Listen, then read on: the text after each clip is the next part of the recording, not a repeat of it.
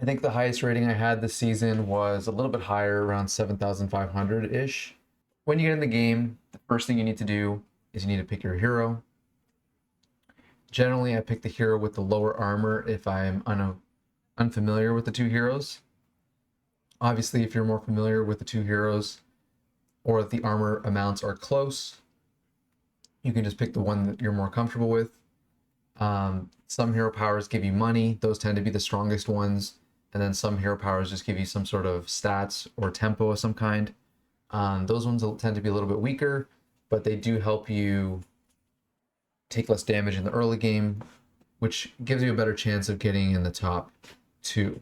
The character on the left has less armor, so theoretically it's stronger, but they could be mis-armored here. They don't have a perfect balancing system, and you never know. I personally don't like this hero though, so I'm gonna pick the one on the right. It just gives you very easy tempo early game, decent chance of winning a lot of your fights, allowing you to level more often. After you pick your hero is your leveling curve. I personally like to aim for leveling to tier 2 on turn 2, leveling to tier 3 on the turn that you have 7 gold, so that you can spend 4 gold on leveling and 3 gold on buying a minion. Your leveling curve is not that big a deal, but I do recommend having some sort of default plan and then adjusting depending on how bad your shops are. The next thing you want to consider is what tribes are in the game.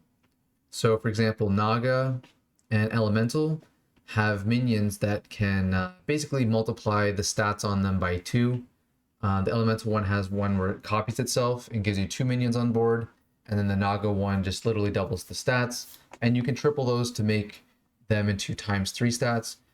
These are important units to pay attention to because a lot of trinkets go well with this. For example, Orchestra, you want to either get Anvil or one of these double stat units and then use all of your Anvil buffs on that, and that will be a good way to get a bunch of stats. If those units are not in the game, or if you don't have a good way of doing that as your strategy, then your next best option is to do something like Automaton build or Undead build, where you buff your attack as much as you can, scale your attack on your Undead. You can also do the Crasher build. I personally find that a little bit more hit or miss, but maybe I just haven't figured out a way to do it consistently yet. You can also do the Murloc build, where you try to get your teammate to feed you Murlocs and you buff one of the 2 in-hand Murlocs, hopefully with one of your trinkets. Yeah, so the build that you pick is pretty important. I usually recommend having one teammate force a build to some degree, usually the strongest build that's available in the lobby, and then the other player kind of supports that player and then transitions into a later game strategy with higher tier units, some sort of strategy, maybe like Beatboxer, for example. So when you're feeding one player to get a more powerful build, just be careful. You don't just pass any units. You still have to play smart. You want to only pass units that are going to help them significant amounts. You also don't want to be rolling too often early game. I would recommend only rolling when both teams have a full board. Because if you start rolling too early, you're going to just lose too much tempo and take too much damage. So that's another reason why passing is so strong in duos, because it's a lot better to pass a minion than to roll for a minion generally in the early game.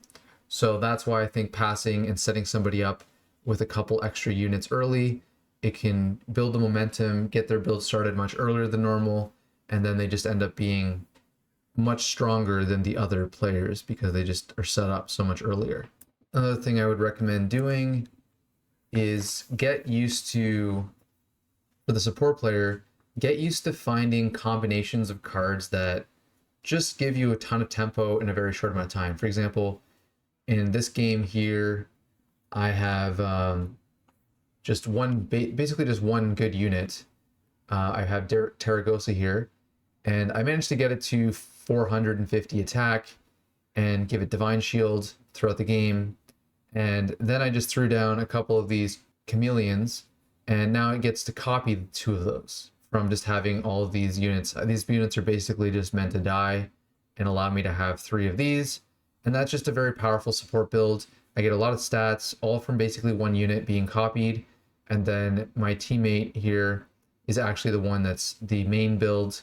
They have a pirate build here. It's kind of a strange pirate build. I think they actually messed up and should have stuck with just the one mech, but they switched to two because this is technically a mech and a pirate. Other pirates that are more valuable than this one, in my opinion. But anyways, doesn't matter.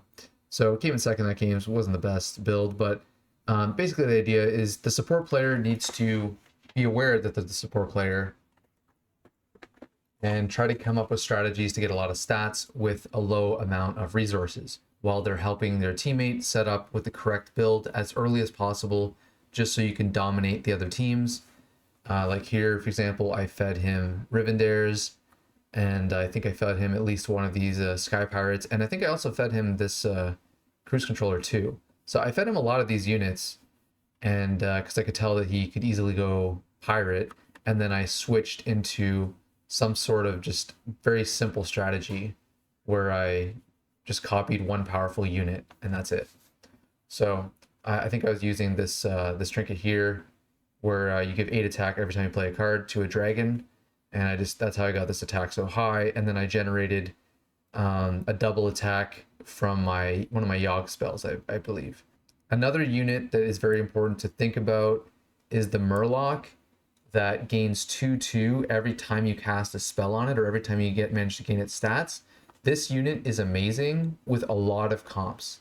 So like, for example, Quillbore, you can just play a bunch of gems on this and it'll get an extra 2/2 stats. And this is just a great way to just have a ton of stats on one unit just out of nowhere. And it can just carry you through the mid game and sometimes just end the game because you just end up being so much stronger than the other teams very early on.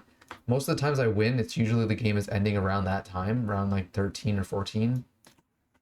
So I would say you want to be strong pretty early, but you also want to be strong in a way that one teammate is very strong and the other teammate is kind of more of like a support build. Maybe they're throwing down poisonous cards and stuff like that. So I would highly recommend having one player being support and then the other player being the main build, like the carry of the team. And you can switch on who's who. I personally lean towards support because I prefer to set up my teammate with a powerful build and then come up with some random strategy that is strong enough to win on my end, you know. So that tends to be what I lean towards.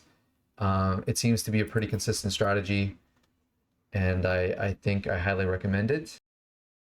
Found this video useful? Please like and subscribe.